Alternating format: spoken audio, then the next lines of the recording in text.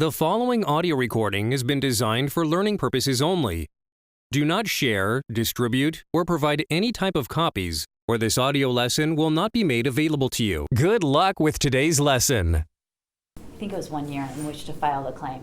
I mean, we never did it because he ended up, Mom, my arm kind of hurts. He did cooking, his job and stuff where he works in the restaurant. He goes, if I can take Friday off, I'll take Friday off. And he ended up taking the hit. We never filed the claim for like the $20 he would earn for the day. I mean, it would have been more than 20, but maybe 50 or something there. Because I said, well, do you want me to file it? I can file it. She said they'll pay a day, maybe 2, but anything beyond 2 days of work that you miss, you're going to have doctor's proof to show.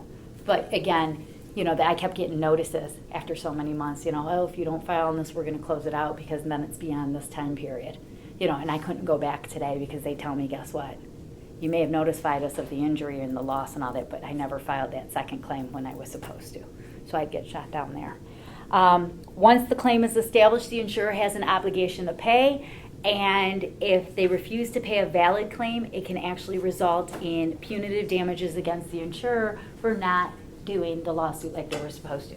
Because if you file the claim, and we're going to assume no fraud, no wrongdoing on the insured's part, right?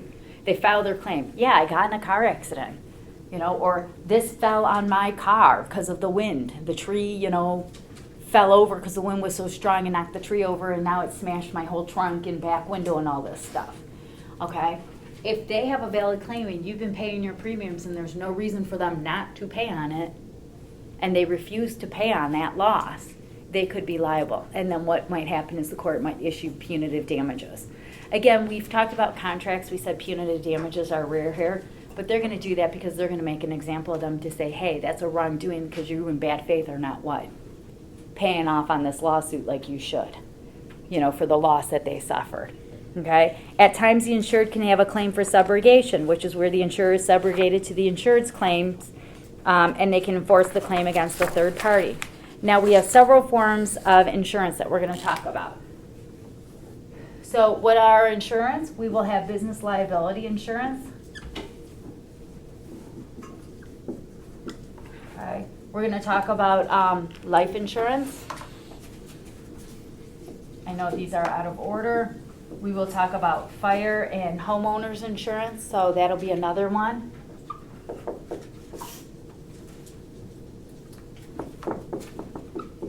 We are going to talk about automobile insurance and marine insurance.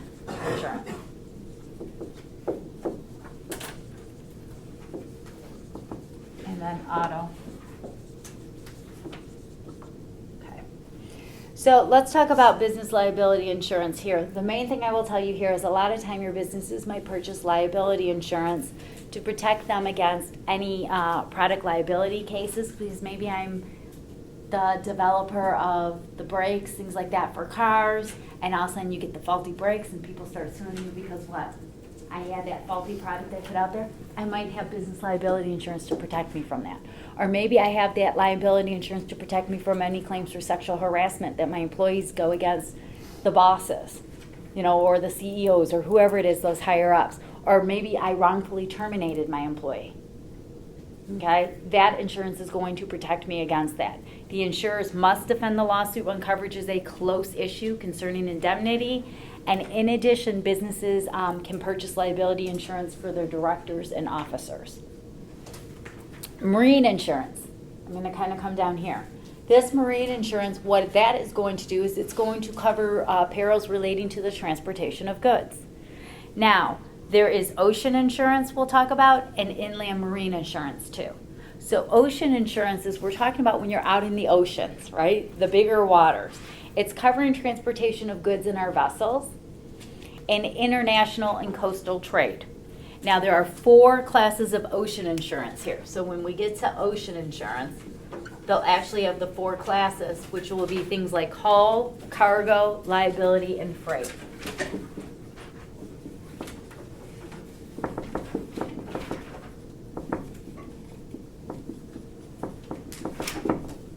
When we're talking about hull insurance, it's covering the physical damage to the actual vessel.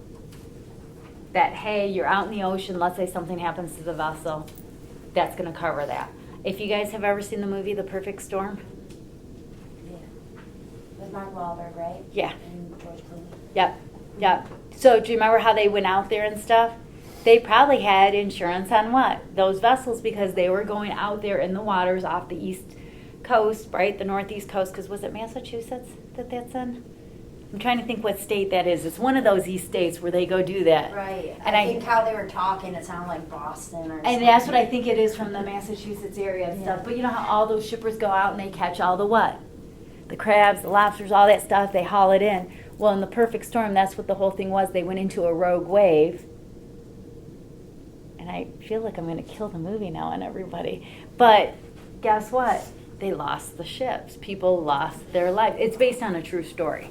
So it's that whole thing there. But again, you probably had insurance then because things could happen out in the ocean, right? While things are going on. And if that rogue wave comes along, we want to protect our stuff. Cargo, what are we protecting there? It's protecting against financial loss if the goods are lost or damaged at sea. So all that stuff maybe that was on the boat or things like that, we're going to protect that. Liability is covering the ship owner's liability if the ship causes damages to other ships. Let's say one ship hits another ship. You know, we're not talking about the Titanic hitting the iceberg, but again, that may have had what? Insurance for anything lost there. And then freight is the ship owner will receive payments for transportation charges. Now, inland marine insurance is going to be different than our ocean insurance because, like I said, this is international. The inland is where we're talking about. It evolved from marine insurance, but it protects the goods in transit over your land, air, or your rivers, lakes, coastal waters. So kind of think the things like, you know, like our Great Lakes there. I'm sorry, what's freight? What's the difference between hull and freight? For, hull is covering the damage to the vessel. To the boat, right? Yeah. And freight is the ship owner will receive payment for transportation charges. So it's the freight. Like what was the cost of shipping? The transportation charges. Any questions on the different types of the marine insurance and inland marine insurance in the ocean? The next thing we'll talk about is fire insurance and homeowners insurance. So here, fire insurance policy, what that will do is it'll indemnify an insured for property destruction or damage that is caused by a fire. So, okay, I have my house. You know, I might have homeowners insurance that might also cover what? Fire. Do you know what I mean? Like I might have fire insurance on that too. The fire, however, has to be a hostile fire for protection and not just merely your friendly fire. So they want it to be a hostile fire and not merely just friendly, unless the contract provides otherwise. Okay. Fire insurance policies cannot be assigned without the insured's consent. The insured can be required to maintain co-insurance under a co-insurance clause. And use and occupancy provisions are also going to be strictly construed. When we get to the homeowner's insurance policy, this provides liability coverage for accident or injuries that occur on the insured's premises. So for example, I know many people sometimes, how many are dog owners? Just curiosity, how many own dogs? Okay, how many of you that own dogs have little signs that say, beware of dog? Well, that's a good thing. It really is actually a good thing, because usually I'll tell you guys insurance companies do not like that. Do you know why? You're letting them know you have a vicious dog. Yeah, because there's two things in play here when we have dog bites. One is, like Michigan, we have the dog bite statute. Under the dog bite statute, you are absolutely liable for your dog biting somebody unless the dog is provoked, which means you're going to have to show to relieve yourself as a homeowner of liability of your dog biting someone that person provoked your dog. Now, if you have a sign at your house that says beware of dog, because common law also said you could be liable for your dog biting someone if you knew it had to have a vicious, if you knew or should have known that the dog had a vicious propensity to what? To bite, things like that. Well, if you have a sign that says beware of dog, You know his intention is like. right, that kind of says that your dog might be what? Vicious. That's where we say, usually they'll say, put a little picture maybe of a cute little dog going, dog lives here, or, you know, me and my dog, that type of thing there, so it doesn't look like the dog is vicious. People, when they do sue, though, for dog bites, and I do know of people that have sued, yes, I know somebody who got like $30,000. Funny, My I mom know, always tells me, like, If someone bites you, like if someone dog bites you. I know somebody got bit on the face and got 18,000, even though you really would never know to this day that they probably would bit. Yeah, that's what it was actually, the person I know. And It's their insurance though. You're like, I'm sorry, it's not insured, bro. yeah, and that's what it is you're suing under their homeowner's insurance. It's not them per se, it's the insurance company's gonna cover that for the loss. So that is one of the things there, just so you guys are aware. The policy could also provide for protection from losses caused by theft. So a lot of times when you get into that, I mean, I just wanna make you aware, you know, someone walks up to your house, it's winter right now, you don't shovel the snow, you know, and then they, slide because, you know, or something, maybe there's ice underneath and then they slip and fall. They're gonna sue you under the homeowners if they sue you at all. Type thing there. The next one is our automobile insurance. So automobile insurance, this is most insurers use the personal auto policy form for automobile insurance. Now there's several parts to the policy covering things such as medical expenses, bodily injury, damages to property. I'm gonna be honest, it's changing in Michigan. I do not know all the updates totally for what's gonna happen come June. Like no fault. So Well, we're all still no fault, what can get worse than that? but what I'm saying here is what you get on your coverage is gonna change.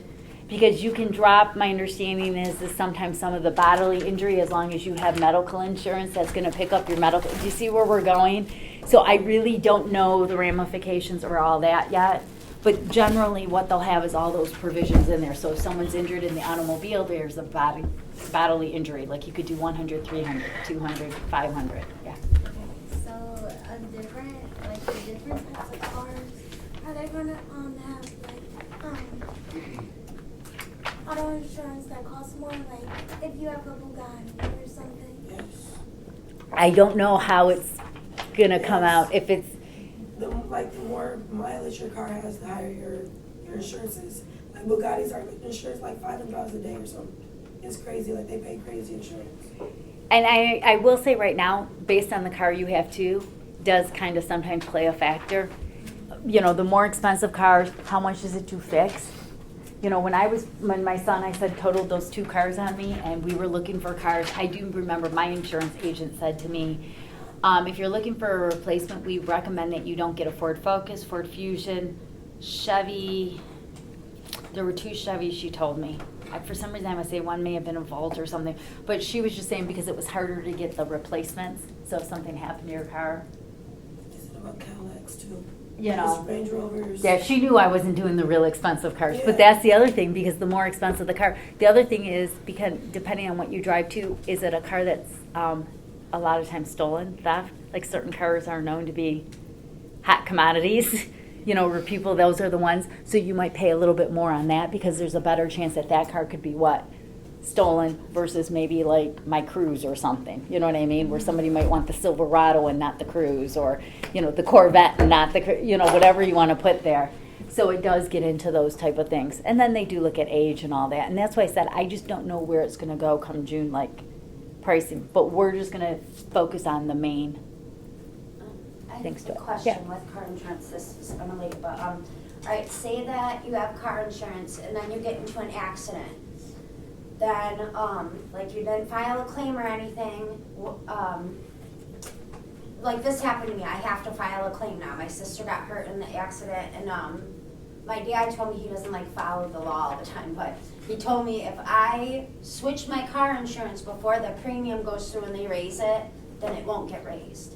And it doesn't sound right, like, or could I get in trouble for switching my insurance before that goes through, like, is that like shady business or what? Well, I'll get up. When you get to the premiums and stuff, I know what they're saying, because sometimes you have the insurance, you file the claim, maybe with the new, it might not be if you, usually though, when you file a claim, I think it's documented now, because my girlfriend, we were just talking about that, my girlfriend goes, well, okay, again, I'm gonna rip on my son here, because he trashed my 2. And it was my friend, we were talking, and she goes, yeah, but I thought you said Joe didn't pay tickets. And I said, well, no, he didn't pay tickets because I got a 0-pointer. Because the first one is, they gave him the ticket because he hit somebody's back end, Yeah. they said. You know, and the police goes, why I have to do it, because there's 2 cars, I have to issue a ticket to someone, he was coming out of the subdivision, who's gonna get it? Do you see where we're going? You have a duty to stop before you go out into what? Traffic.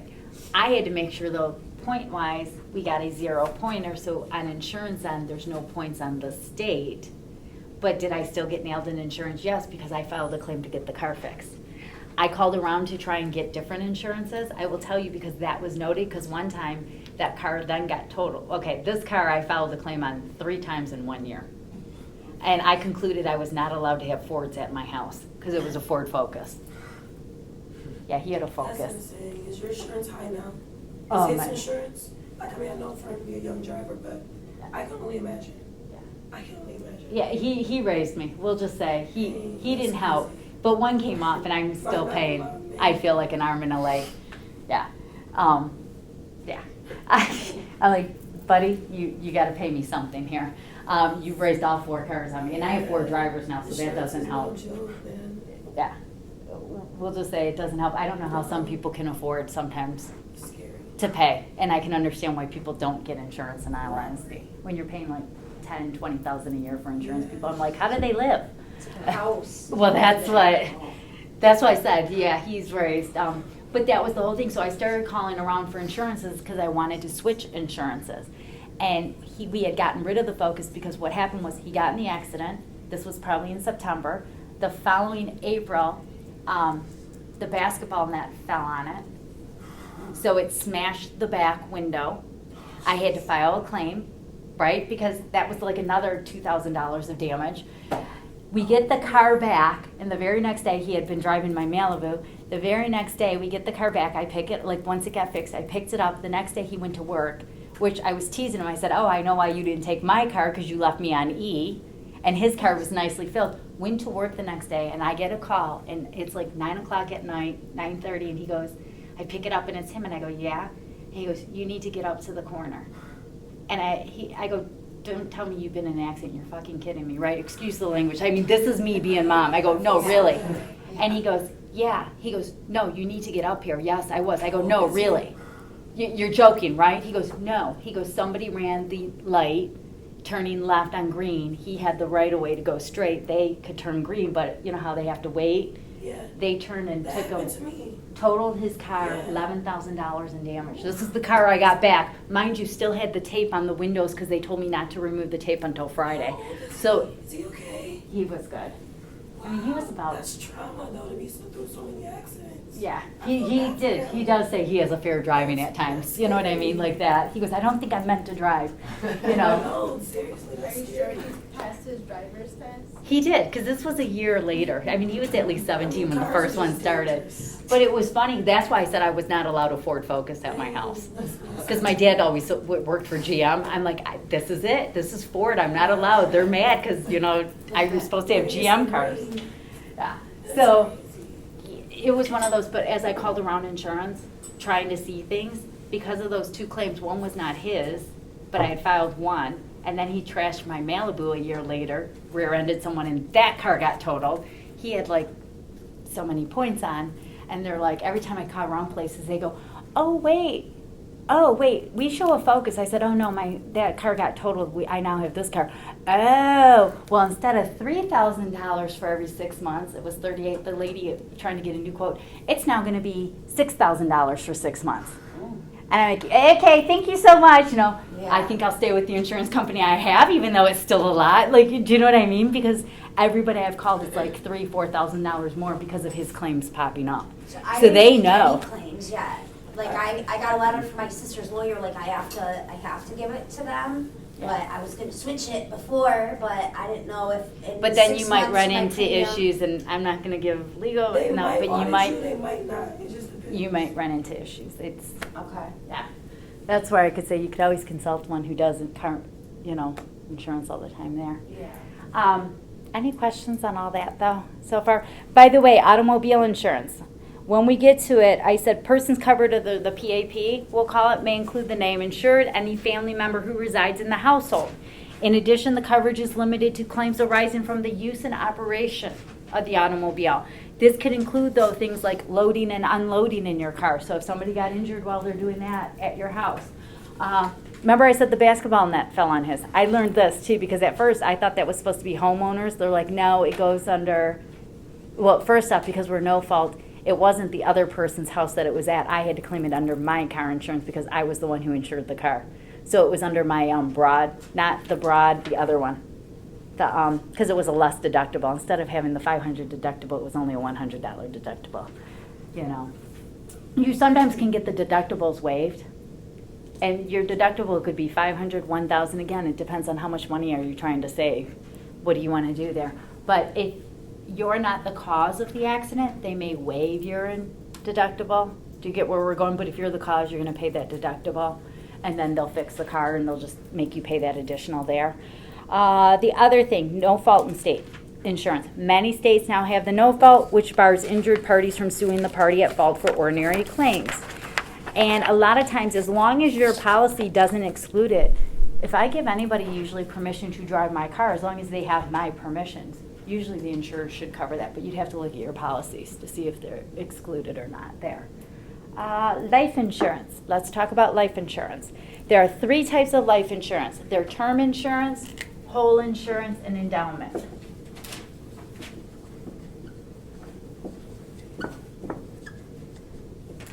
Okay. So what is the difference between these?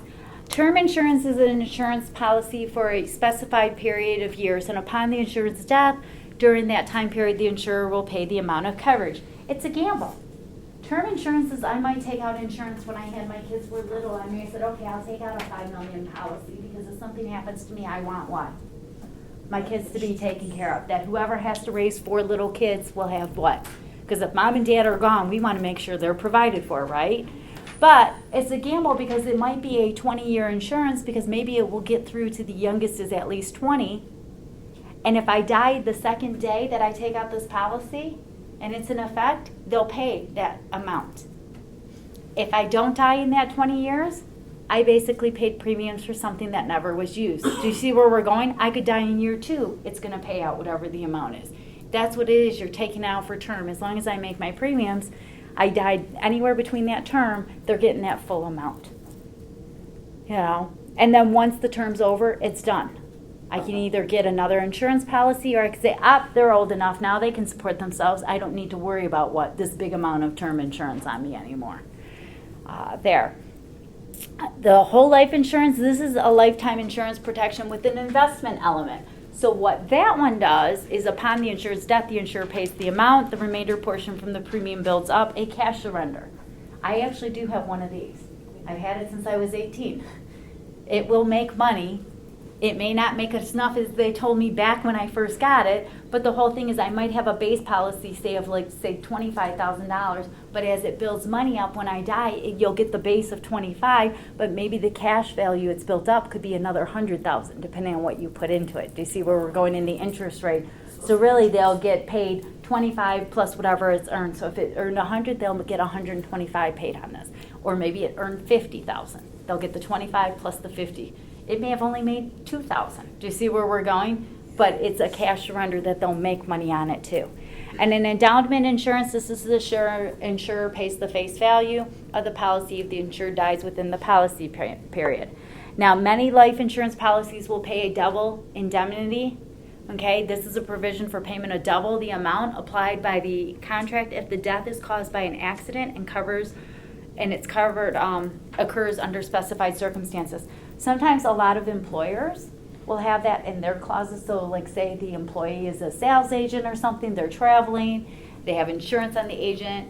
If while they're traveling they die, you might get double what their insurance was that the company would pay. So if they were going to pay, if they had a $100,000 on that person and now they're traveling, they might give you $200,000. You know, or if it's $200 here and you're traveling, $400,000. You know, so that's what we're talking about, things like that. There are exclusions to when death is not protected and the double indemnity provision is not applicable. Those could be things such as suicide, narcotics, execution for a crime, war activities, operation of aircraft, or intentional act of another. A lot of times, you may not realize it, if all of a sudden I take out a policy on my spouse, he ends up dead. Yep, within the next year, I'm going to tell you right now, when they find you got a policy that you just took out within that year, you're probably going to be a suspect. You know, they may not come out and tell you you're a suspect, but I guarantee you are a suspect in the police's mind. They're going to be doing that background to see if this, especially when that policy was like $1 million policy, and then they find out that you guys were having financial problems. And oh, and lo and behold, you just took a policy out on your spouse, and he's now gone. Coincidence. Yeah, what a coincidence. He's conveniently dead for $1 million. Yeah. The other one, yes. Can you, so endowment is like basically the amount that like the insured is paying? Yeah.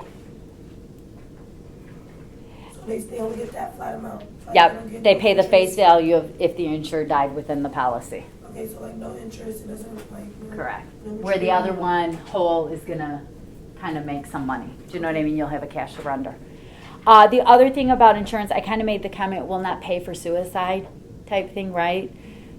Some of the insurance policies, you have to be aware, they might not pay for suicide within the first year. So let's say all of a sudden I'm really depressed in life, I take a $1 million policy, and I'm like, you know what, I did it because I took out the policy because I just want to make sure my kids are taken care of.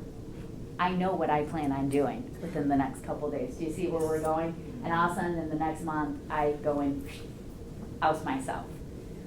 They might not pay off on that because they'll say, nope, you committed the suicide within the first year of getting this policy. Some might be two, so you really have to look at what your policy. Because I know somebody that was in my way back in the past used to do insurance, and she said ours is after 2.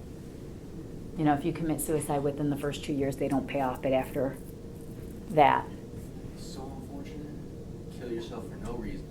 Just off yourself, you don't even get paid. Yeah. I got a question. Under the exclusions, 5 and 6 are war activities and operation of aircraft. Do they consider that like a type of suicide? Is that the reason why they won't pay out for those? When you go on a war, you know you might die. Operation of aircraft is because maybe you're someone who flies for fun. Oh. Do you get what I mean? Like Or that, I don't skydiving or think that's, something? yeah, I don't think the operation of aircraft is more Does that, like in the military. Do you know what I mean? Okay. But I will tell you, don't forget, when you're going into military, there is insurance that they will sell to the military families. Gotcha. Yeah. does that apply to someone who's like a pilot, like as an occupation? Like, is there insurance for them that doesn't? They probably, yes, they probably get pilot's insurance. Like as an attorney, when I was kind of on my own looking for a job, I picked up malpractice insurance. That way, if I'm doing any cases, I'm covered for mine, and I would pay so much a year. For Paragon, the underwriters would write me one, ask me what are my areas. Depending on your areas, you know, some areas I'm gonna pay more for insurance Yeah. for malpractice than other areas. And malpractice goes under business liability. Yes, it could be, but like ours is called malpractice insurance, so, in our, you know, so when I'm working at a law firm, usually I'm covered under their malpractice policy, if I'm their employee. Yeah. The last thing I want to kind of mention here, oh, by the way, if you murder someone, you're the beneficiary of a life insurance policy and you cause the death of the insured, right? Remember I gave mine to Tanisha for a minute. Let's say Tanisha goes and ousts me. She knows she's the beneficiary because she's the one who committed the murder. She's not going to get what? The proceeds from it. Yeah, Jay. What if it's you unintentionally caused their death? You may have to prove. So I mean, like, We're saying like if she's convicted of that crime. oh, I Do understand. you get but- what I mean? Of the murder. So if you unintentionally cause someone's death, you're still going to be charged with manslaughter, right? More than likely. So does that also preclude you from benefiting from the policy, or is it Depending, just now I'm gonna say depending on how that policy's worded, but here, but they're saying like if you committed the crime, right? it's more gonna probably be based on whether she's convicted or not. In his case, what if like your daughter and you got in a car accident and your parents in the car? You're both in a car accident. Can the daughter still get? She's gonna sue under auto insurance probably, Is the but daughter yeah. not want to lose her policy because she killed her mom? No, well, but we're talking right now, life insurance. Yeah. This is someone who has insurance on someone. Auto insurance is gonna be different because if she killed the mom in an auto accident, this is gonna kind of pick up. So which one will be canceled, life or auto? Life is gonna, if I killed someone intentionally, and I'm convicted of the If it's an murder. accident, the policy won't be canceled, like you say, you gotta prove it. Right, that's why I said unintentionally. Do you know what I mean? We're thinking like if you go and commit the crime, you know, the unintentional, I'd have to say look at the policies too, just to make sure, because it might have in there a specific thing that says intentional or unintentional. Do you know what I mean? So I can't give you a verbatim, 'cause make sure to see what your contract does on the limitations. Yeah. So if you die of like right here it says disability, before the policy period, if they don't get the money at all And, hold on, because where are you at? on 710. So for, it's, no, there's also disability insurance. So what they'll tell you is they'll define for you the disability in there. And what they'll do is sometimes they might say, and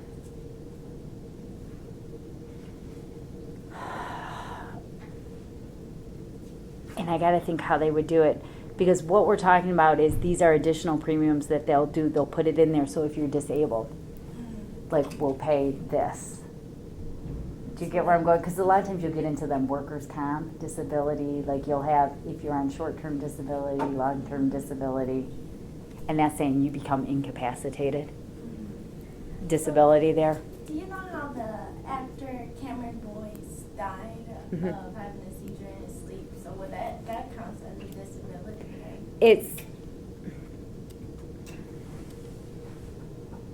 yeah, but this one, they say they're usually defining it as any incapacity resulting from bodily injury or disease to engage in any occupation for remuneration or profit. Do you get where I'm going? Like Yeah. he died in his sleep, that's just, he passed away. This is gonna be, when we're talking about disability, this is how we define disability usually. This can vary though, because this is saying it's usually defined in life insurance. They can vary their terms, so you're gonna sometimes have to look at how do they define it in their policy. And again, when you guys get to the exceptions, look at your policy. Do you know what I mean? Because it could vary. Usually, most of the time, they're all, generic. The company's gonna have the pretty much same standard stuff. But from policy to policy, different companies might include a little bit. Like, some might say we won't pay off for alcoholism. What's alcoholism? 1 drink, 2 drinks, every day that you drink? Do you see where we're going? Yeah. So it can get into that, and that's where you start getting into. Now do you understand why that would go against the drafter? Yeah. And will go in favor of the insured? The other thing is a insured can change their beneficiary without the beneficiary's consent. The beneficiary can't object to the change. The only time they can do that is if my policy says it's irrevocable. But I'm going to tell you, a lot of times you're not going to have irrevocable life insurance policies. You know, a lot of them. So we can go ahead and we can revoke that there. And finally, most statutes require that the insurance policies contain an incontestability clause. This is a provision that after the lapse of a stated period of time, the insurer cannot dispute the policy on the grounds that there was fraud, the insured's fraud or misrepresentation. So like if the insured obtains the insurance through fraud, they're saying after 2 years, do you get where we're going, or after that, whatever is our stated time period, you can't then negate this contract because of that fraud because you waited, what, too long. We had this, that you should have done it within this time period, otherwise we're not going to let you. Any questions on insurance? Okay. What I'm going to do is break you guys up into groups. I will read all the answers to you in a moment to these, but I'm going to let you guys get started on breaking up into groups. 15. Okay. No. So there's 15 of you. What I can do is break you guys up into groups. You want groups of 3? So we'll count 1 through 5. How's that work? I'm going to start on this side today. 1, 2, 3, 4.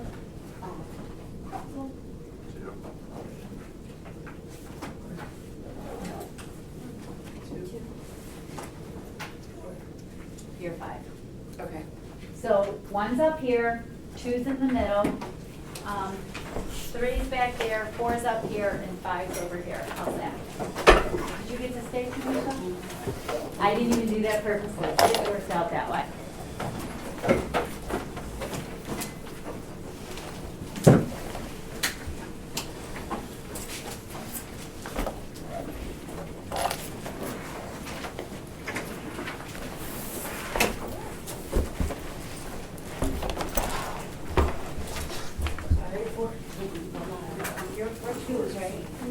I'm at 3, so I'm gonna move.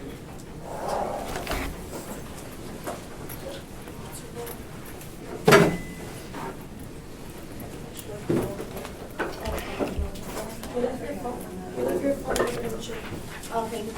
I'm gonna let this one go around just because I got the cards for you guys.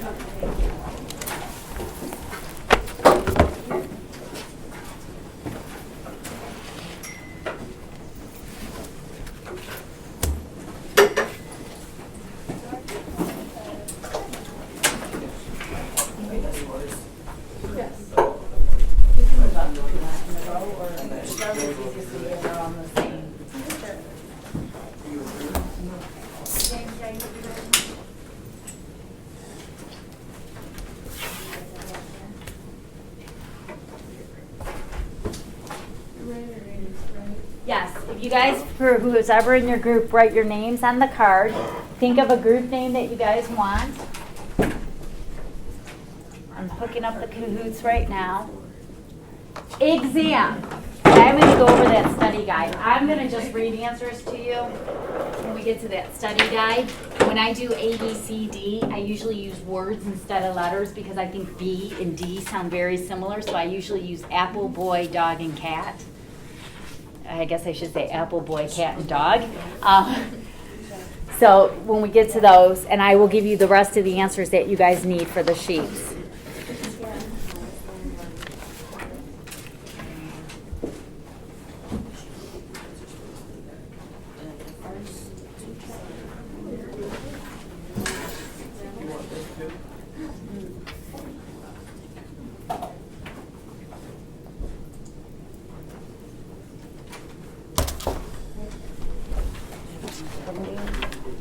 Oh, early fun. Well, I was. Do you guys know your group name that you're gonna pick for Kahoots? Because I'll collect them in a minute.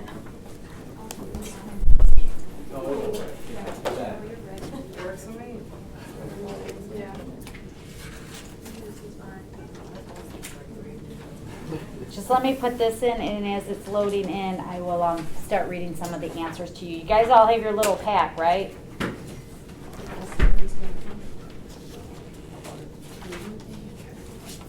Your little study guide pack. I already did 31 and 34, so I'm going to jump over to 32.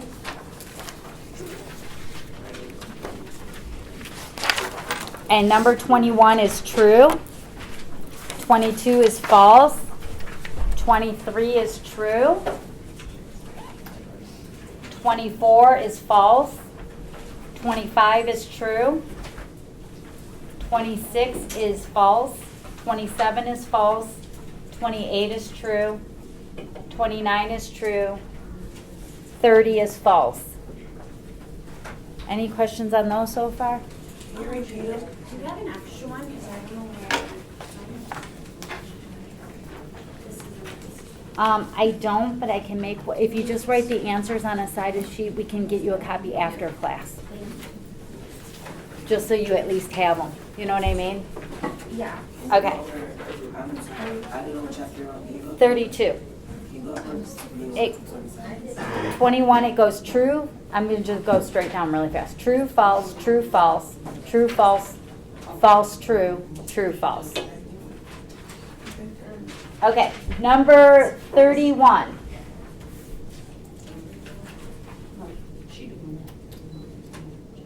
Okay.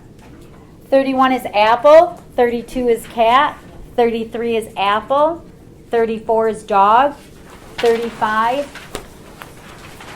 is boy, 36 is boy, 37 is cat, 38 is boy, 39 is boy, and 40 is apple. Any questions on those? Chapter 33. 1 is true, 2 is false, 3 is true, 4 is true, 5 is true. 6, 7, 8, 9, and 10 are all false.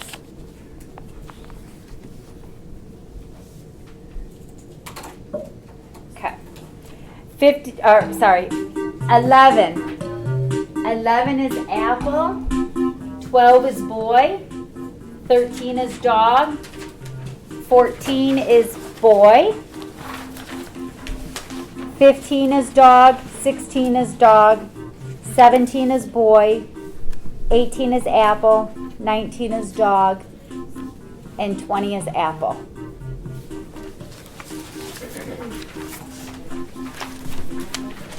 And then the last one we have is chapter 35. You guys ready? Number 1 is true, 2 is false, 3 is false, 4 is true, 5 and 6 are both false, 7 and 8 are both true, 9 and 10 are both false. 11 is dog, 12 is dog, and then it goes 13, 14, 15, and 16 are all boy. So 13, 14, 15, and 16 are boy. 17 is apple, 18 is apple, bless you, and 19 and 20 are both boy.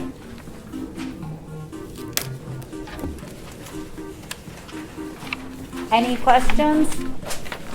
Okay, go ahead, get your teams in and your name. You got it? Yep. I think it's coming up this way. And whatever team name you guys create, make sure you write on the card so I know.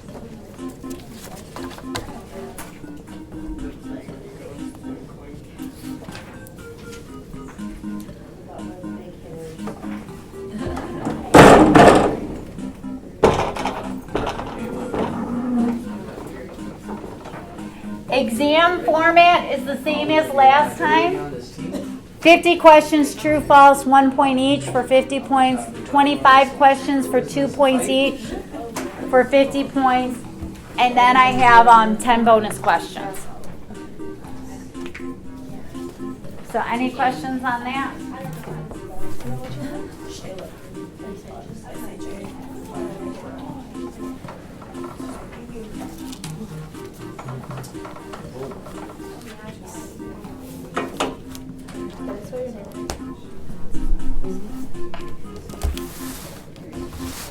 Three more teams need to get in.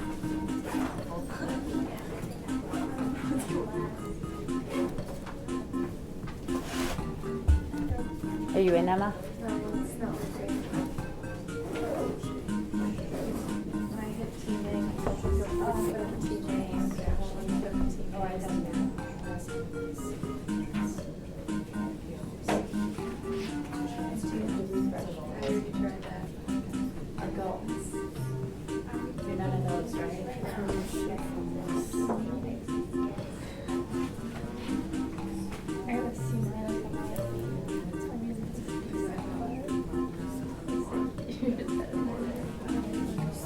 We just have one little thing we're working on, a phone issue.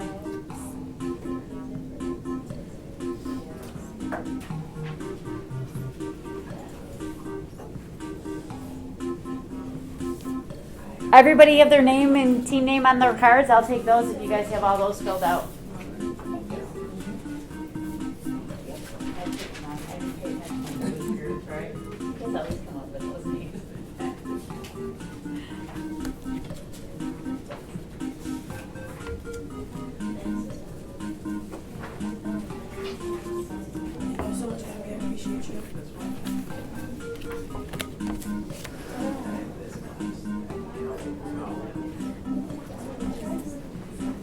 Were you guys sitting too close to the screen or something?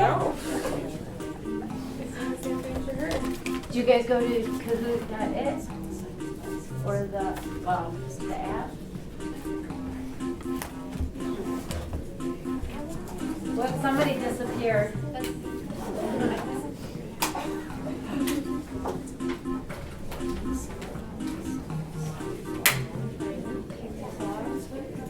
Okay, team 4 is back in. We're waiting for team.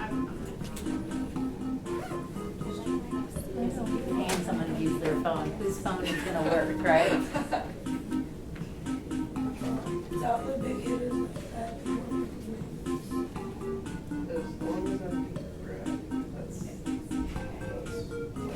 Are you guys in? Awesome. Okay. Are we ready to get started? Let's do it. Are you guys ready? I figured this looked like the guy with the most debt and creditors coming after him, right? A blank is an agreement supported by consideration where one party agrees to pay for a specified loss of another.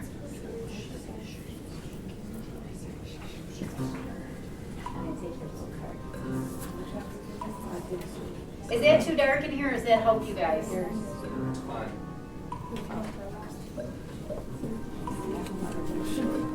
A blank is an agreement supported by consideration where one party agrees to pay for a specified loss of another.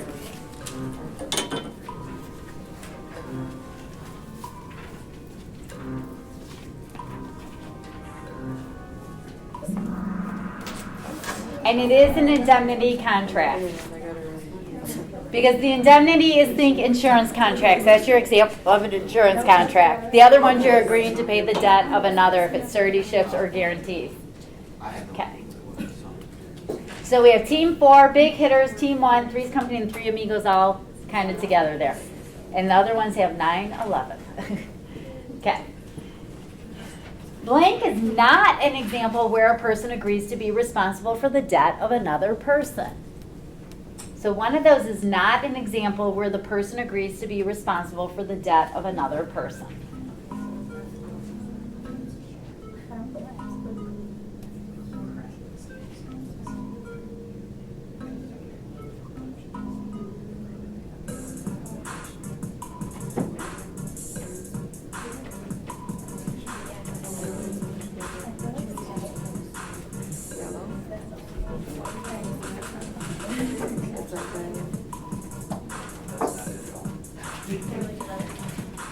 Blank is not an example where one person agrees to be responsible for the debt of another person.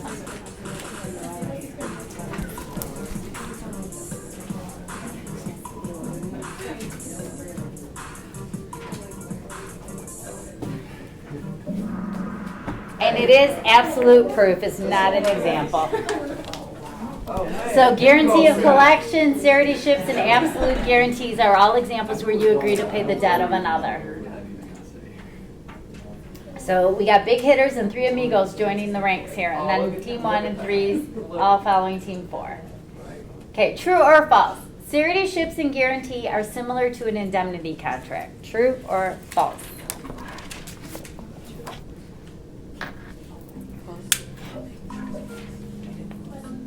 Suretyship and guarantee are similar to an indemnity contract.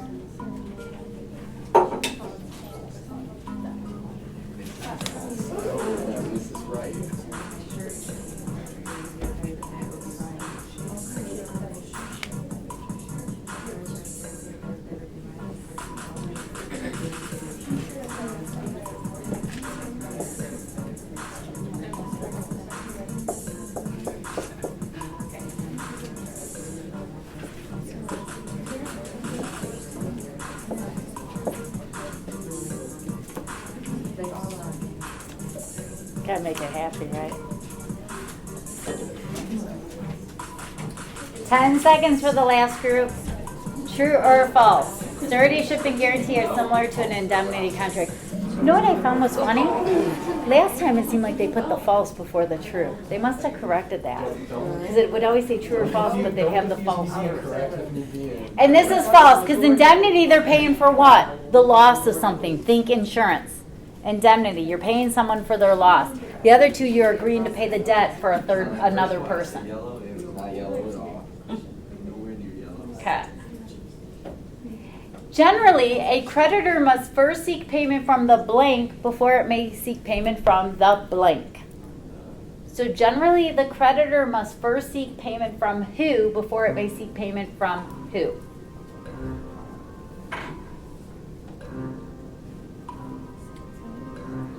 And if you notice, this is dealing with the guarantee contract because look at all the second choices.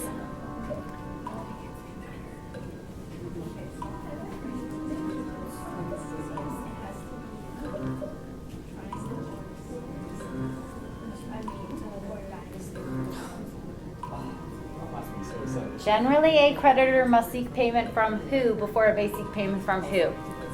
So think your guarantee contracts for a minute. Or your guarantees, sorry, I shouldn't say contracts. Your guarantees.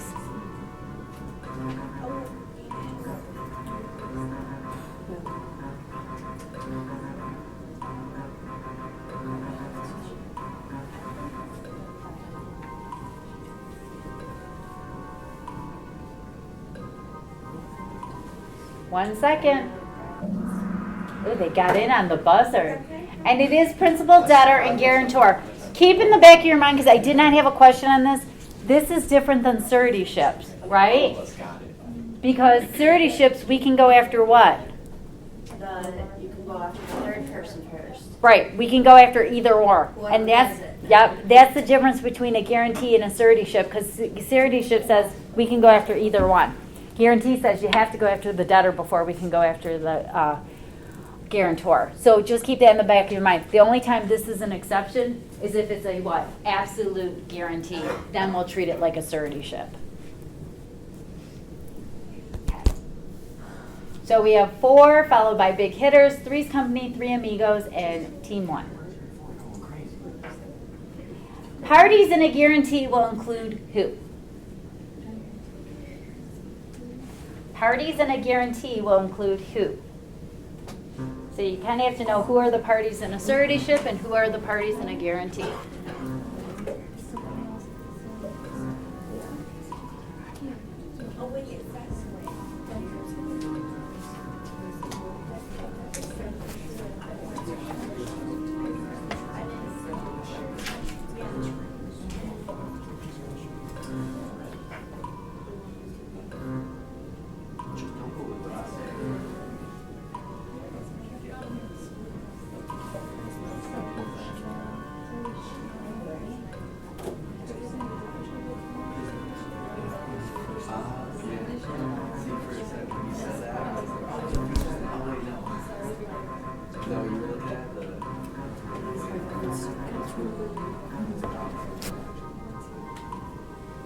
We got it. 4 seconds. Out. They didn't get in at the end. Guarantor, debtor, and creditor. So those are all the parties in a guarantee. So let's see. True or false? Suretyships are only governed by the UCC. True or false? Suretyships are only governed by UCC.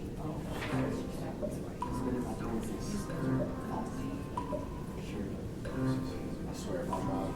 I must have. That's the weird. You ever have those moments where you know you're right, and then you're dead ass wrong? Like you just. Suretyships are only governed by UCC. So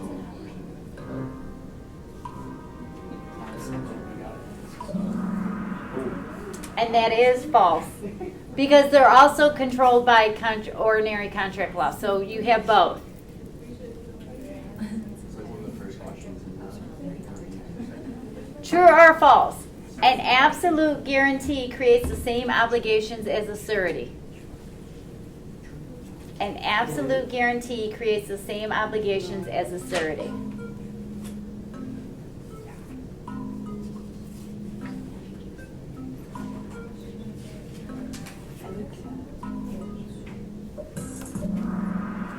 And it is true. That's all. Y'all got it. Blank is not a right that the surety may enjoy to help the surety avoid losses in certain situations. Blank is not a right that the surety may enjoy to help the surety avoid losses in certain situations.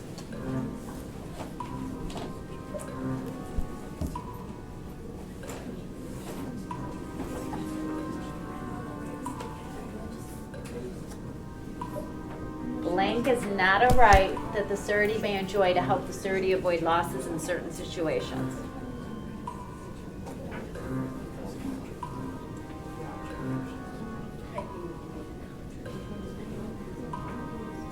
And you should know the distinction between the rights that they can do. And it is contrition is not a right. So there is contribution, indemnity, subrogation, those are rights. It was just a word we threw out there. Oh. That's It why- wasn't one of the ones for the right. You're looking at a book. Yeah, that's one of the answers. I was like, I've never heard of that before. It must be the answer. True or false? Assertee may assert any contract defenses against a creditor that a contracting party could ordinarily raise. True or false? A surety may assert any contract defense against a creditor that a contracting party could ordinarily raise.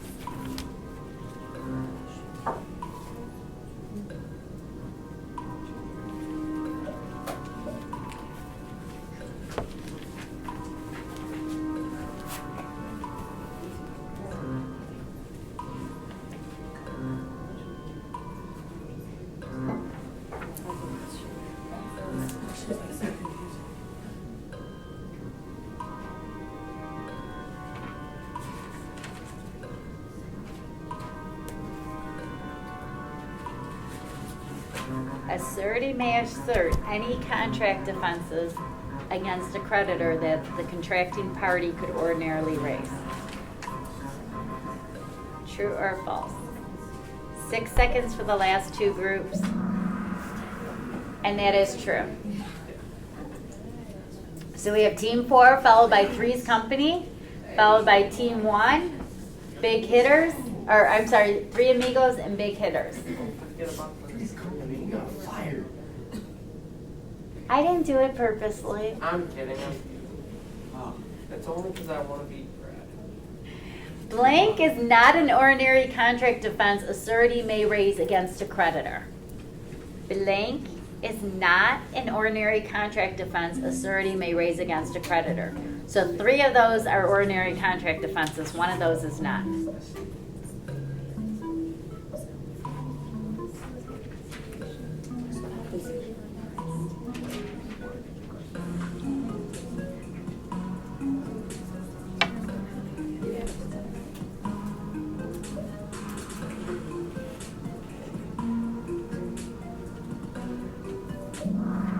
And it is contractual capacity, because it should be what? Contractual incapacity. People say what I said. You can raise a mistake for a defense. Uh-huh. Mistake, fraud, duress, like some of those things. Because ordinary contract defenses. But you can't raise that you have capacity, it would be you lack capacity. Did Team 4 get that right? Did they get Team 4? I was gonna say, I'm not sure, if no, it's Three's Company has that. The following will release a surety. Actually, Team 4 is really Team like 3 or 2 or 1, yeah. Right, you guys were using that mind reverse. Yeah, that's what happens. The following will release a surety.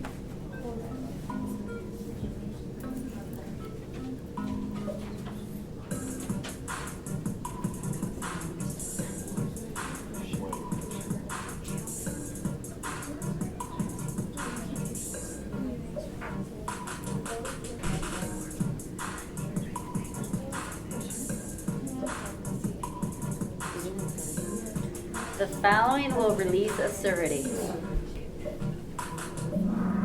And it is any of those choices that were listed. So we have 4, Three's Company, Team 1, Big Hitters, Three Amigos. Typically, there are blank parties and a letter of credit. Typically, there are blank parties and a letter of credit.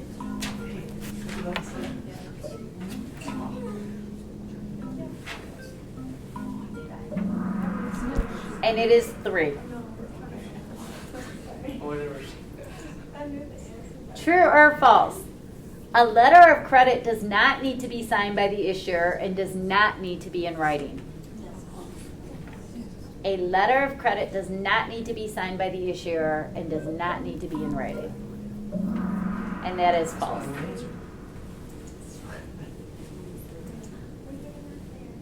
In a guarantee contract, the obligor is called a what? In a guarantee contract, the obligor is called a what?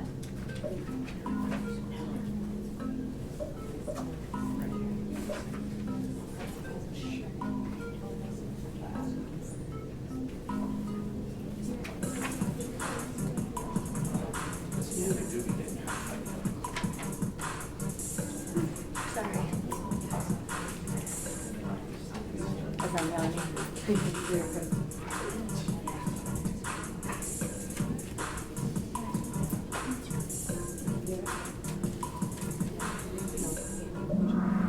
And it is a guarantor.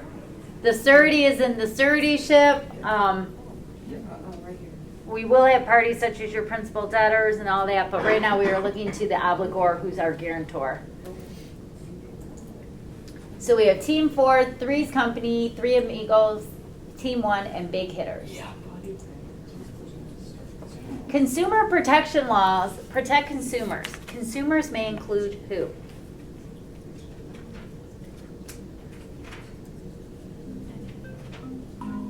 And by the way, I'm going in order of chapters right now, so I kind of ended 31. I'm now moving into 32. Consumer protection laws protect consumers. Consumers may include who?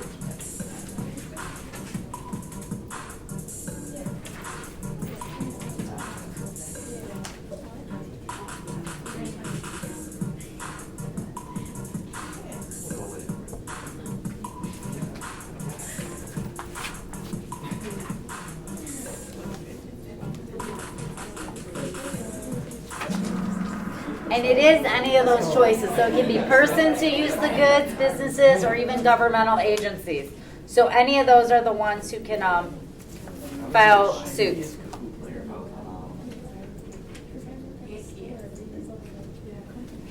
Blank is not a remedy one may recover in a consumer protection action. So of those choices, which is not a remedy that one may recover in the consumer protection action?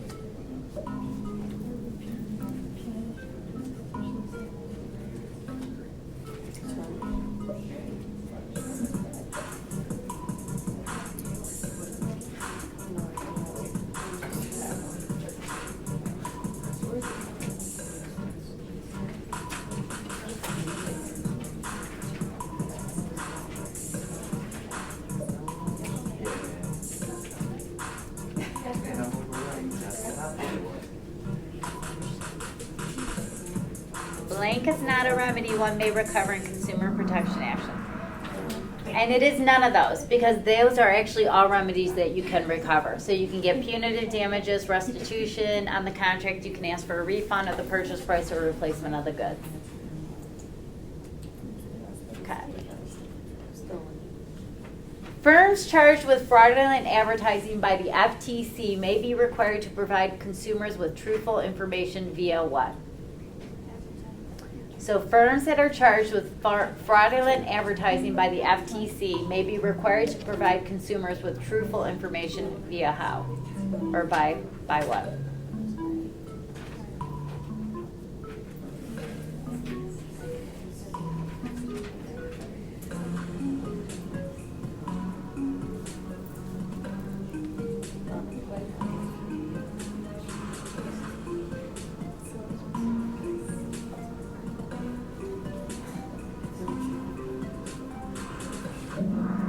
And it is retractive advertising.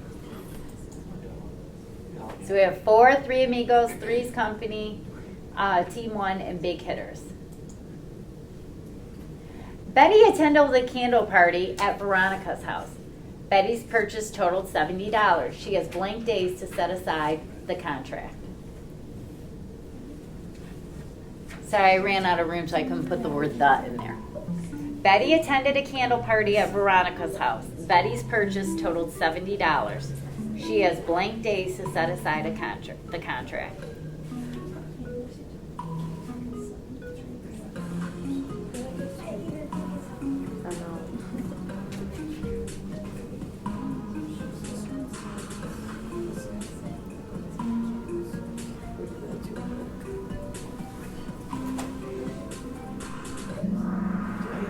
And it is 3. Did you guys give them leeway? So we have 4, Three Amigos, Three's Company, Big Hitters, and Team 1. And we will continue on. True or false? Automobile lemon laws only apply to the purchase of vehicles by businesses. Automobile lemon laws only apply to the purchase of vehicles by businesses.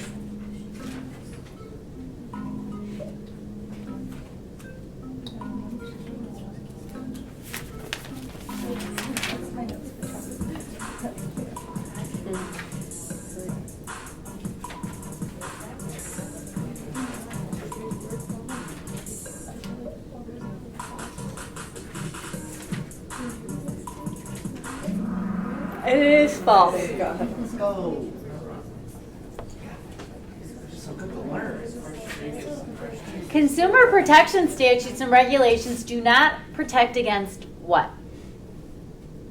Consumer protection statutes and regulations do not protect against what?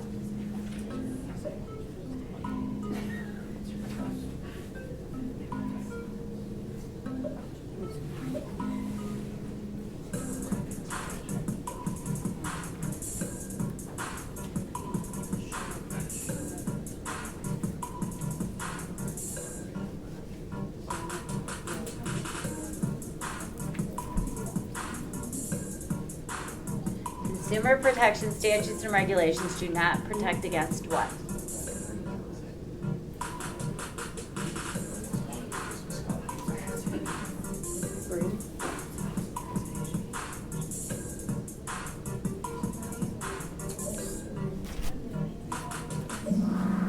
And it is the consumer's negligence. That's the one I thought it was.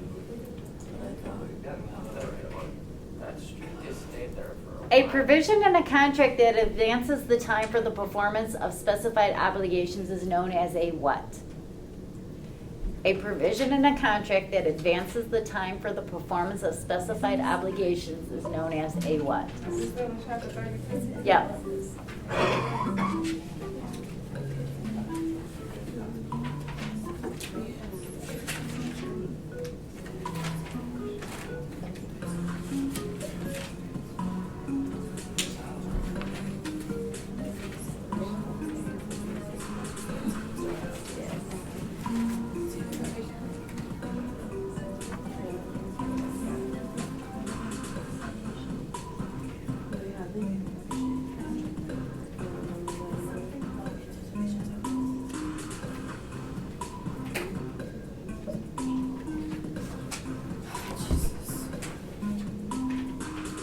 A provision in a contract that advances the time for the performance of specified obligations is known as what?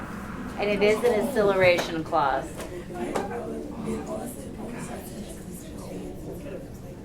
A consumer contract must what? A consumer contract must what?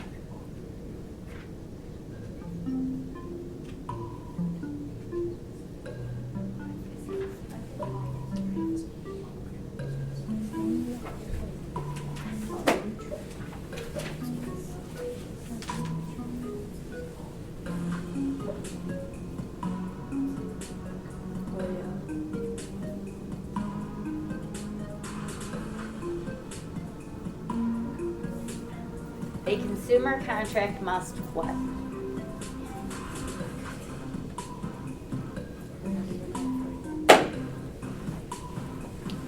This is the longest review paper. It's a lot of questions. We're not even halfway. I'm sorry. I'm sorry. And it can consist of all of those. Well, I try to give a bunch of questions, so at least for Appreciate you. exam. Yeah, great. Yeah, I'm surprised. I feel defeated. True or false? If there are two sides to the contract, only the first side of the page should be signed. If there are two sides to the contract, only the first side of the page should be signed. And that is false. You need to sign what? They usually say sign the second page at the bottom. Not at the top, at the bottom. Which I don't want to go into the next question because I know I have one more question to ask on that. True or false? If there is a two-sided contract, both sides must state a warning to see the other side.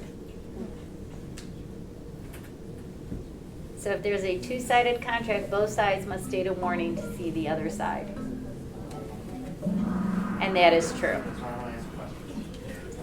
So we have Team 4, Three's Company, Three Amigos, Big Hitters, and Team 1. Really confident. A consumer may be denied credit on the basis of the consumer's what? A consumer may be denied credit on the basis of the consumer's what? And it is credit history. You cannot deny it on the basis of race, age, marital status. Those are all going to be illegal.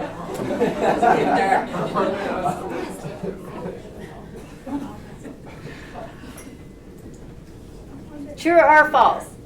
The policing of fraudulent advertising is entrusted to the IRS agency. The policing of fraudulent advertising is entrusted to the IRS agency.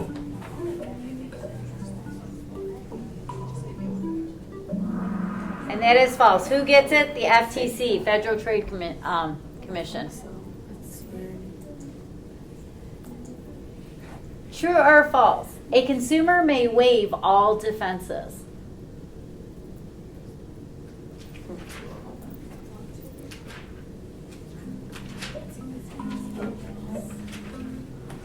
True or false? A consumer may waive all defenses.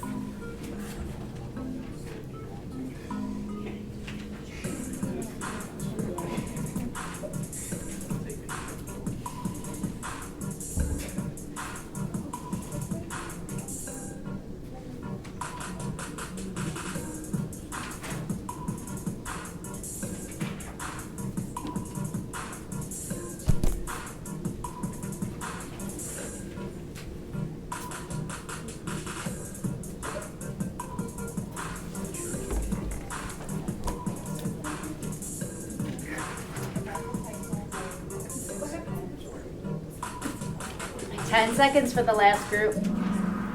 And that is false.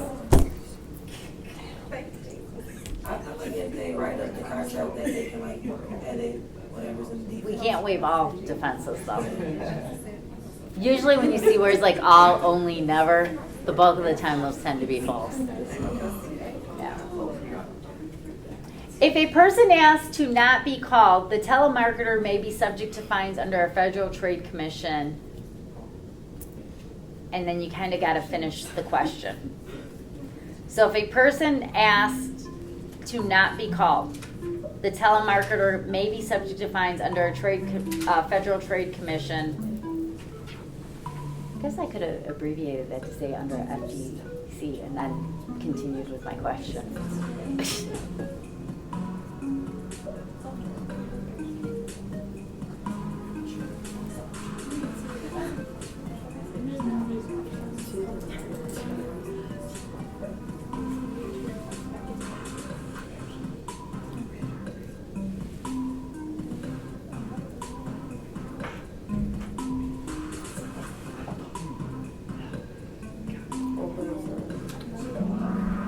And it is designed to stop telemarketing fraud.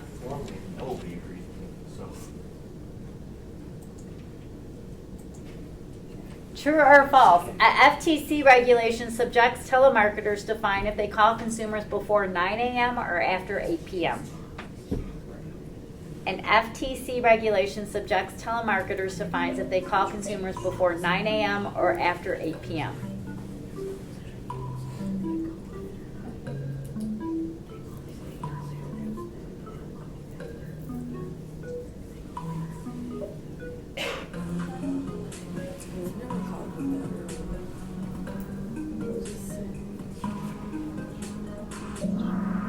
And that's false. It's actually, they can't call you before 8 and after 9.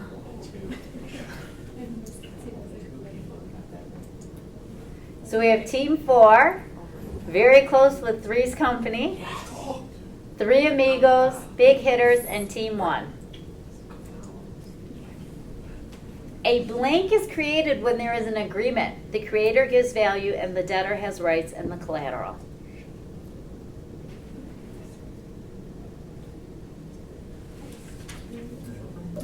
A blank is created when there is an agreement, the creator gives value, and the debtor has rights and the collateral.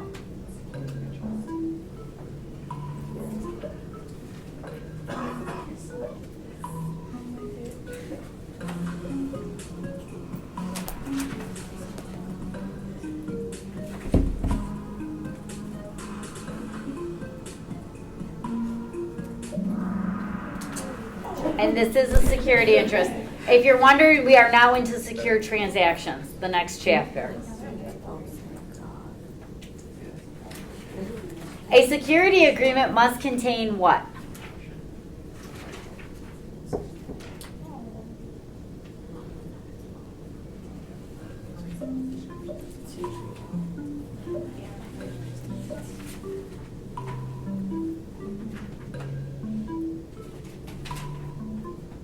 A security agreement must contain all of them. So the party's identity, the statement of intention to create the security interest, and a reasonable description of the collateral. So we have 4, 3 Amigos, 3's Company, Big Hitters, Team 1. Blank is not an element for attachment.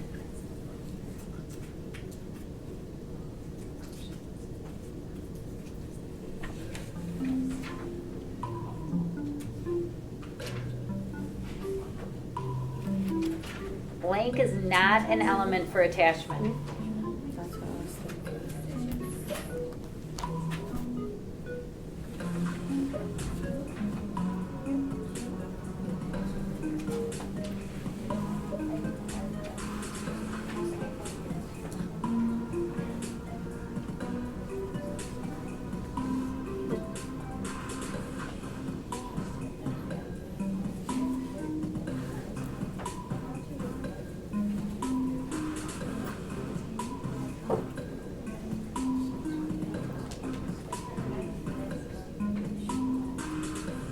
Ten seconds for the last group. And it is the filing of a financing statement. Perfection of a security interest will not take place when? Perfection of a security interest will not take place upon what?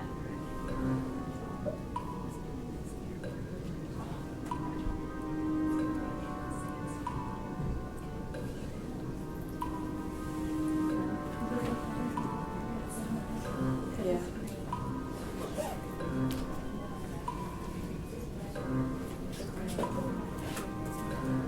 Perfection of a security interest will not take place upon what?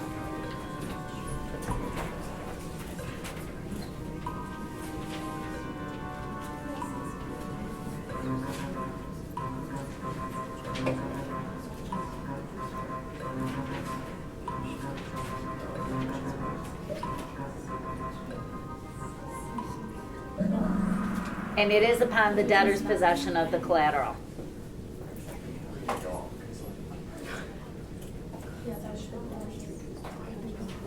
Perfection may be lost if what?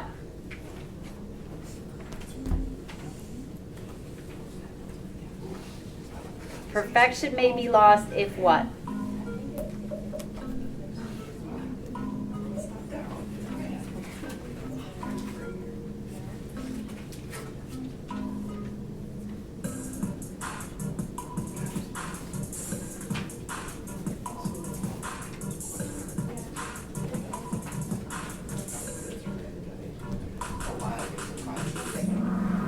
And it is any of the choices. So whether the creditor surrenders possession, lapse of time, or removal to another state. So we got Team 4, 3 Amigos, 3's Company, Big Hitters, Team 1. Upon the debtor's default, the secured creditor has the right to what?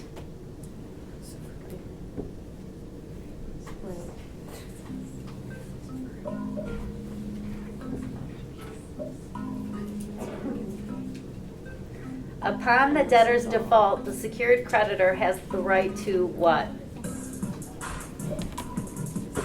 I know it's good.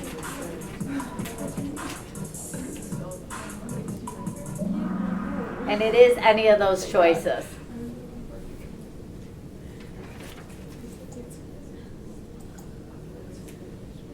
Daphne, a nightclub performer, financed the purchase of a guitar to be used in her nightclub act.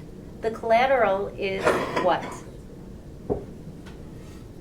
Daphne, a nightclub performer, financed the purchase of a guitar to be used in her nightclub act. The collateral is what?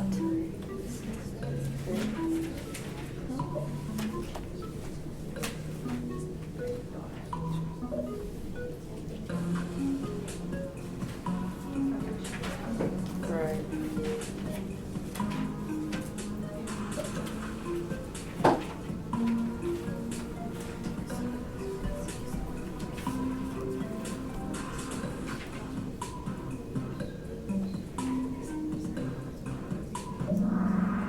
And it is a consumer good. So consumer goods could be anything used in what? So sad. True or false? A secured creditor will prevail over a perfected secured creditor. A secured creditor will prevail over a perfected secured creditor. True or false?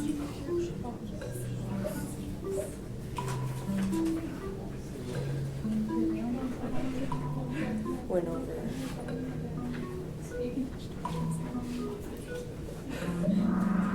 And that is false. Perfected goes over secured. Secured goes over unsecured if they're the same as the first usually.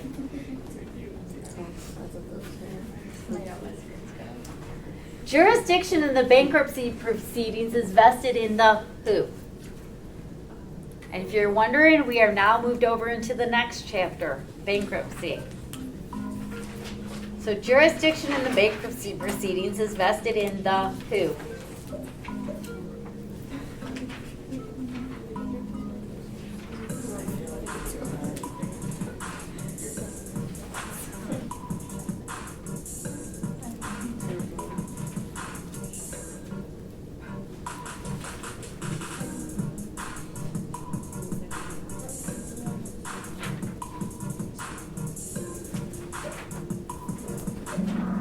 And it is the federal district courts.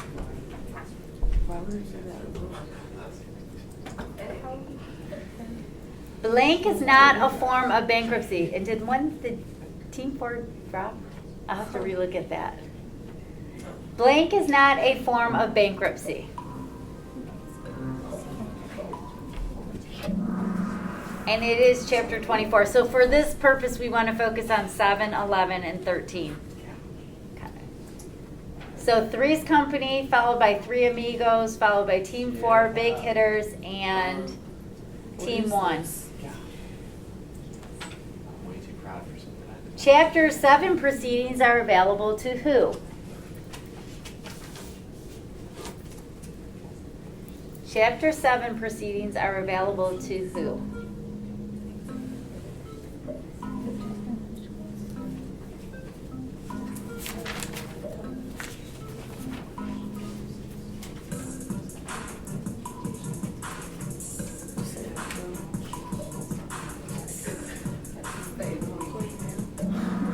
And it is partnerships, corporations, or individuals.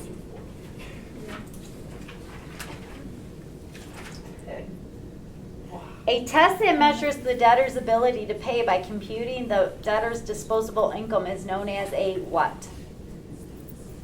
A test that measures the debtor's ability to pay by computing the debtor's disposable income is known as a what?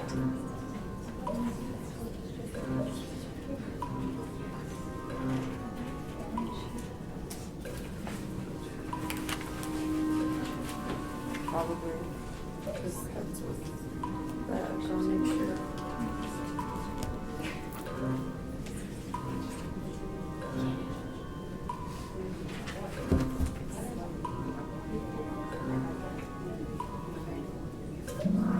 And it is the means test.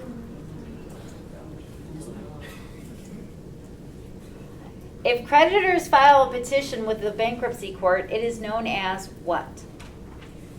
If creditors file a petition with the bankruptcy court, it is known as what?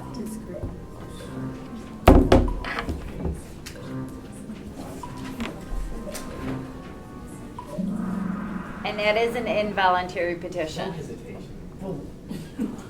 So we have Three's Company, followed by Three Amigos, followed by Big Hitters, Team 4, and Team 1. If you have 12 or more creditors, at least blank of the creditors whose unsecured or undisputed claims total blank or more must sign a what?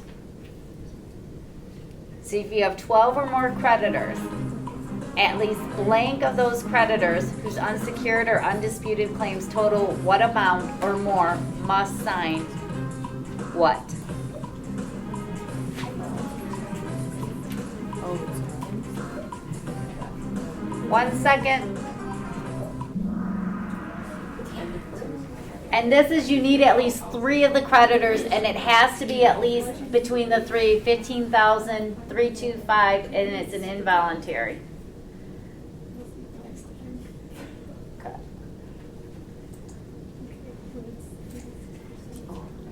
An automatic stay is what?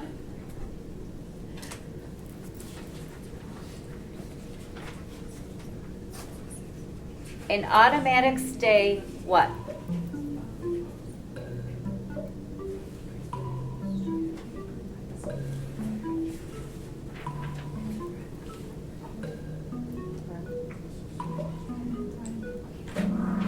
And it does prevent the creditors from taking action against the debtor. True or false? Debtors cannot transfer property to prevent creditors from satisfying their legal claims. Debtors cannot transfer property to prevent creditors from satisfying their legal claims. True or false?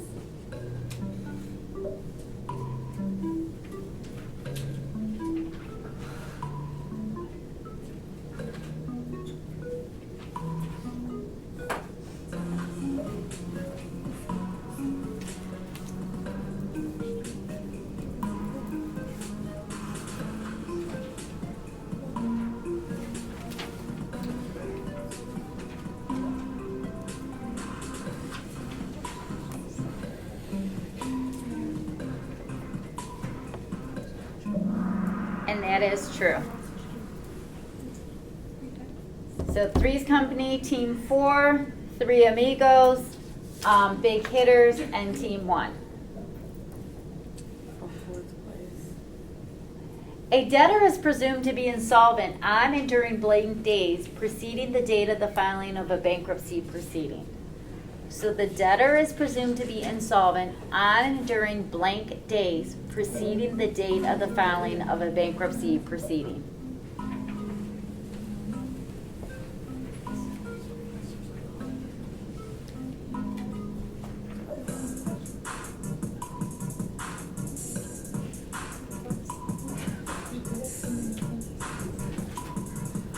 We're almost done. We just have insurance, I know left. Yeah.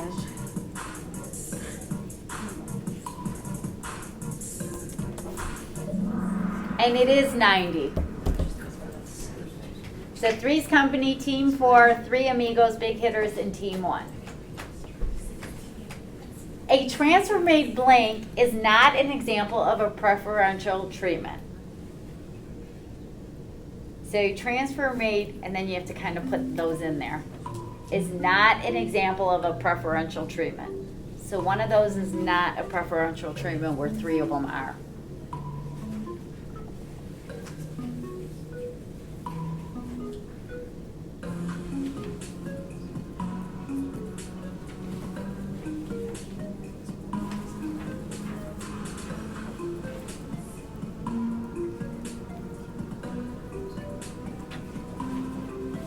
Seconds, just so all the groups know.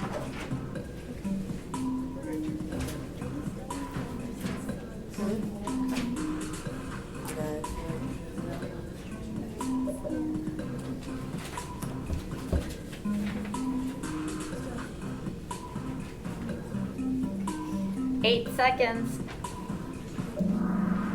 And it is to pay the debt incurred after filing. That's not a correct statement. The other 3 are all the preferential transfers. Claims for wages, salaries, or commissions have priority in the payment of unsecured debts over what? So claims for wages, salaries, or commissions have priority in the payment of unsecured debts over what?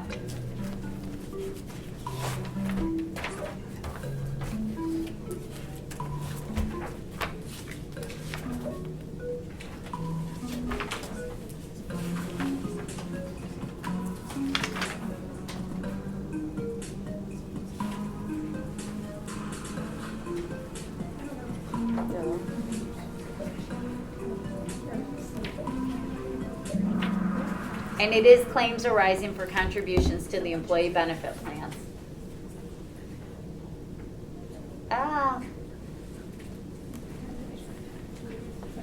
It's good thing no one put blue, because really the orange was the correct answer.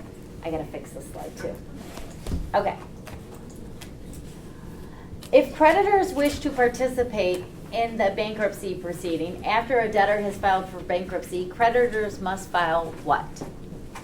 So if creditors wish to participate in a bankruptcy proceeding after a debtor has filed for bankruptcy, creditors must file what?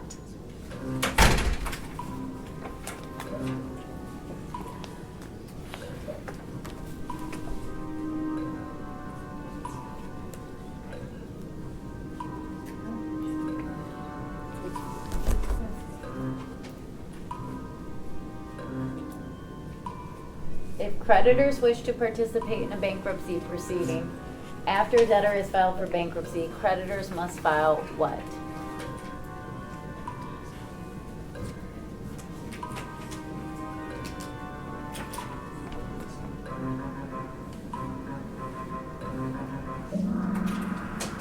And it is a proof of claim.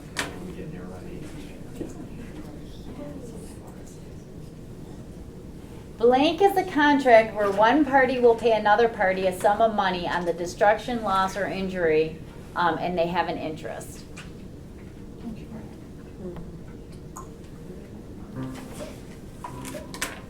Blank is a contract where one party will pay another party a sum of money on the destruction, loss, or injury to either like a person or a property, and they have an interest.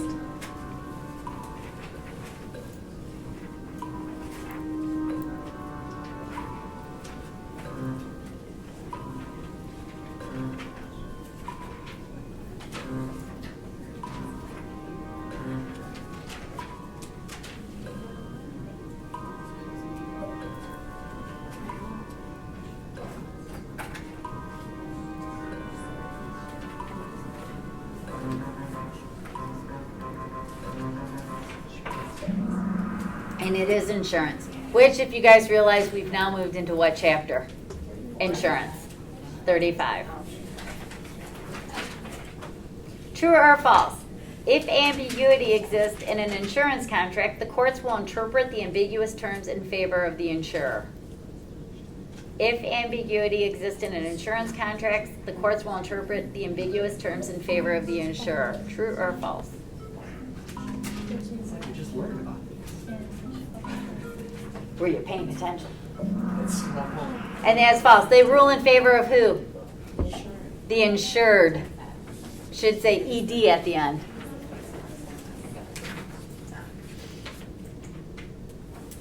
In a life insurance policy, the insured is generally allowed a grace period of blank days in which to make payment. In a life insurance policy, the insured is generally allowed a grace period of blank days in which to make payment.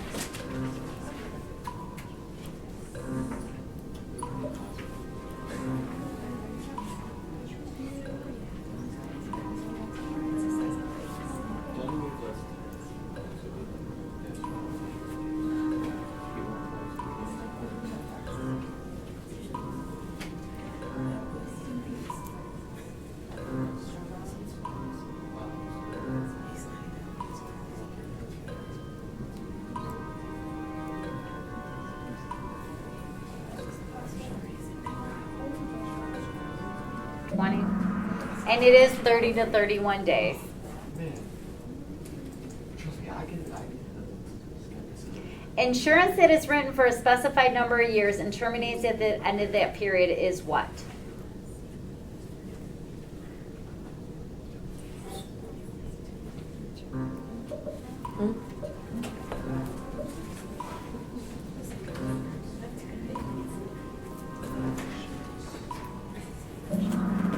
And that is term insurance.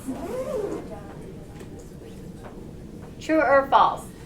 A person obtaining an insurance policy needs an insurable interest in the insured subject matter to enforce the contract. A person obtaining an insurance policy needs an insurable interest in the insured subject matter to enforce the contract.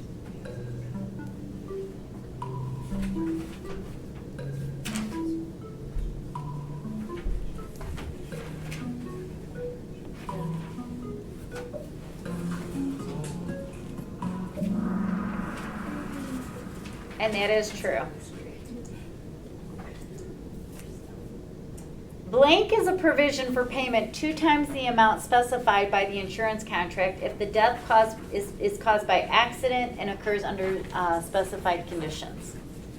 So blank is a provision for payment 2 times the amount specified by the insurance contract if the death is caused by accident and occurs under specified conditions.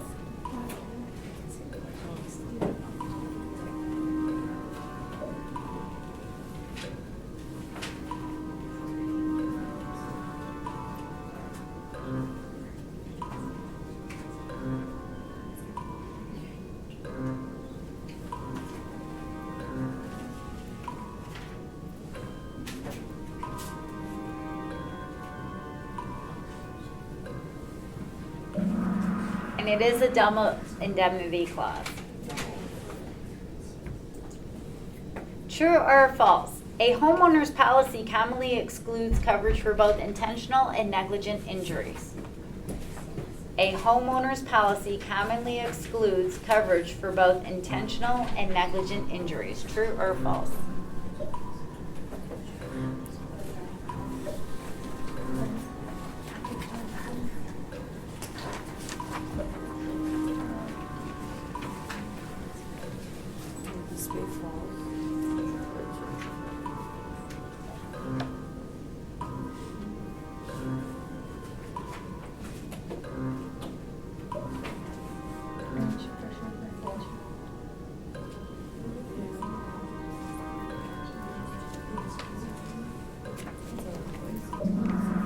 And that is false.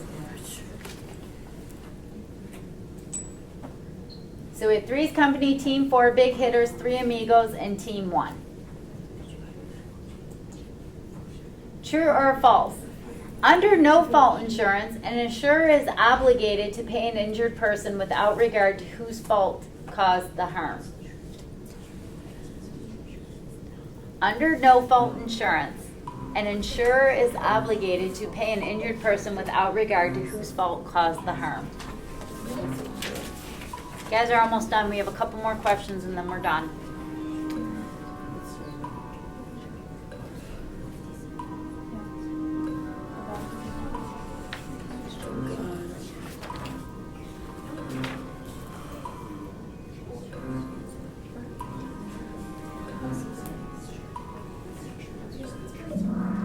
And it is true. True or false? An insurance broker generally works for an insurance company directly. An insurance broker generally works for an insurance company directly.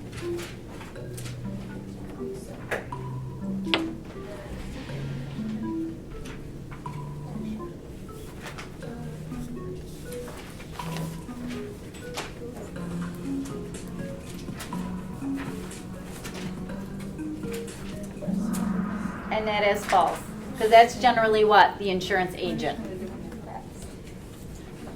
So Three's Company followed by Big Hitters, Team 4, 3 Amigos, and Team 1.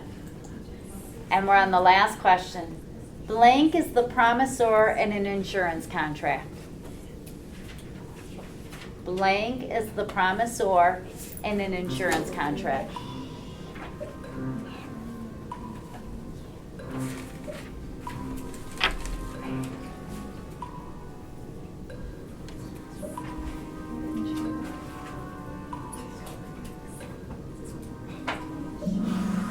And it is the insurer. One quick thing I didn't have a question on that you guys should be aware of.